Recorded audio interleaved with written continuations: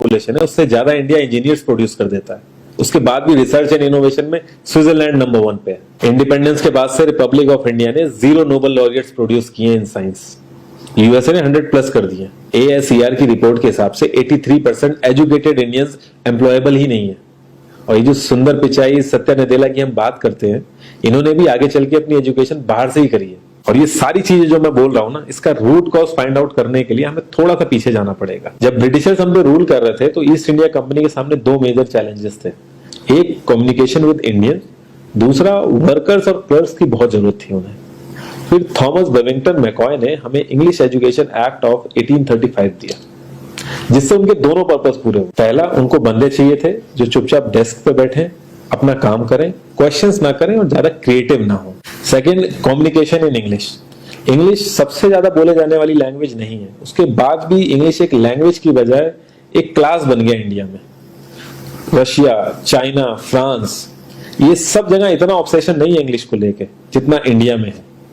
Poor communication बोला जाता है अगर आपकी इंग्लिश अच्छी नहीं है, जबकि इंग्लिश ना आने का मतलब है कि आपको कोई और लैंग्वेज आती है। 5 साल पुराना iOS भी आज की डेट में आउटडेटेड माना जाता है।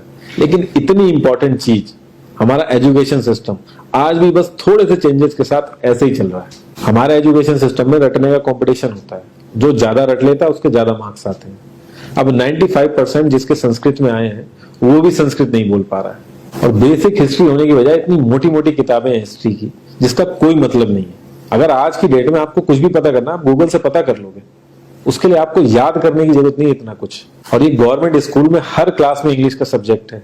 12-12 साल लगाने के बाद भी लोग इंग्लिश नहीं बोल पा रहे हैं, और बिना किसी बुक को पढ़े 5 साल का बच्चा सीख लेता है, क्योंकि उसको वैसा एनवायरमेंट मिल जाता है। A+B का whole square is equal to A² + B² + 2AB। इसका रियल लाइफ में क्या यूज है किसी को नहीं पता, न प्रिंसिपल, न टीचर, न बच्चे, बस पढ़ाई चले जा रहे हैं। हो सकता है इसका कुछ मतलब हो, लेकिन आप ट्राई करके देख लेना, किसी को नहीं पता। हाँ, 2AB की जगह अगर आपने 3AB बोल दिया तो 4 लोग हंसने वाले मिल जाएंगे आपके ऊपर।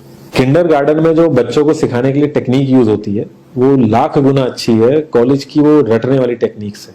और जिन बच्चों के बहुत ज्यादा नंबर आते हैं ना, जो वो छुपा छुपा के एग्जाम में लिखते हैं, आप देखोगे जब वो रियल लाइफ में जाते हैं ना तो ज्यादातर क्रम्बल करते हैं। हर किसी को सेम सिलेबस और सेम चीज सिखाई जाती है बिना उसकी कैपेबिलिटी देखे, और क्रिएटिविटी का तो दूर दूर तक मतलब नहीं होता। अब एक लाइन से आप शेर, मछली, सांप, हाथी सबको लाइन से खड़ा कर दो और उनसे कहो पेड़ पे चढ़ो, उनको तो जिंदगी भर यही लगेगा ना कि वो तो किसी काबिल ही नहीं है। और द्रोणाचार्य ने भी पांडवों को उनकी स्किल सेट के हिसाब से उनको चीजें सिखाई, सबको एक ही चीज नहीं सिखा दी। और हमारे एजुकेशन सिस्टम में ज्यादा ऑप्शंस भी नहीं है, सबसे ऊपर साइंस, फिर कॉमर्स, और सबसे नीचे जाके कहीं नंबर आता है आर्ट्स का। आर्ट्स लेने वाले को तो लोग इतना हल्के में लेते हैं जैसे वो किसी काम का ही नहीं है। हर माँ बाप को तो इंजीनियर या डॉक्टर ही बनाना है। कॉलेज वाले अगर एक्स्ट्रा कोर्स रख भी देते हैं तो माँ बाप एंट्री नहीं कराएंगे, तो वो सारा पैसा बर्बाद होगा कॉलेज का। तो ऑप्शंस कहाँ से आएंगे? और बचपन से ही आपकी ट्रेनिंग स्टार्ट हो जाती है।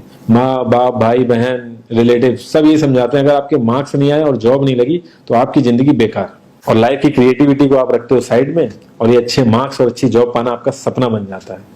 अब ये सपना पूरा हो जाता है तो बहुत बढ़िया है, दूसरे को जेलस फील कराओगे, नीचा फील कराओगे। और इस छोटी सी उम्र में अगर सपना टूट जाता है तो सेल्फ डाउट में आ जाओगे। इतना बाहर वाले आपको नीचा नहीं समझेंगे जितना आप खुद की नजरों में गिर जाओगे। आप किसी भी 4-5 सक्सेसफुल आदमियों के बारे में सोच के देखिए जिन्हें आप बहुत सक्सेसफुल मानते हो, या जिनकी तरह लाइफ आप जीना चाहते हो। मैं ये कह सकता हूं कि वो इस एजुकेशन सिस्टम की वजह से तो सक्सेसफुल नहीं होंगे, चाहे वो जो भी हो।